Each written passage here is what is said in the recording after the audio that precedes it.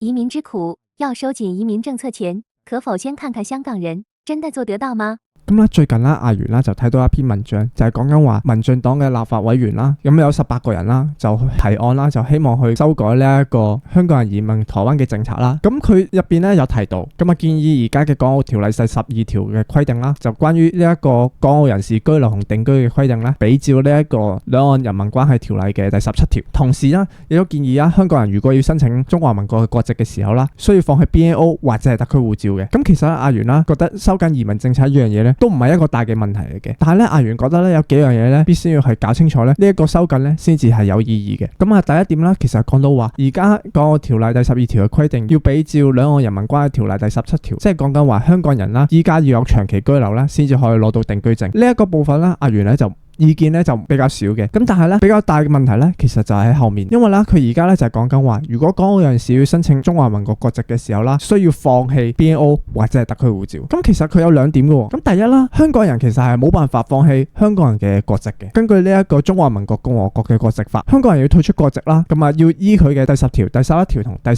條嘅規定嚟做。咁啊佢嘅條件就係第一，你係外國人嘅親屬；第二啦，你係定居喺外國；咁第三啦就係其他嘅正當嘅理由嘅。咁因為中共政府咧其實係唔當台灣係外國啊嘛，既然唔當台灣係一個外國嘅話，咁香港人要入籍台灣，其實佢係冇辦法放棄佢本身嘅國籍嘅。咁香港人同時其實佢都唔識用大陸嘅戶籍制度，咁香港本身佢都冇戶籍制度，咁香港人咧亦都冇戶籍嘅，所以亦都冇話用戶籍咧代替呢一個國籍嘅一說嘅。所以如果要香港人放棄國籍咧，要移民台灣咧，其實係冇辦法做到嘅。咁再嚟啦，阿元比較強調第二個點就係放棄 BNO 同埋放棄呢一個特區護照嘅問題。咁其實對於特區護照咧，阿元嘅意見咧都係唔大嘅，比較有問題咧，其實就係 BNO， 因為 BNO 咧其實係英國治理香港嘅時候啦，為香港出世嘅香港人去發出嘅一個英國嘅護照。咁當然啦，當時嘅人可以申請特區護照或者申請 BNO， 佢可以做選擇，或者係兩本都申請嘅，都係可以嘅。咁但係呢一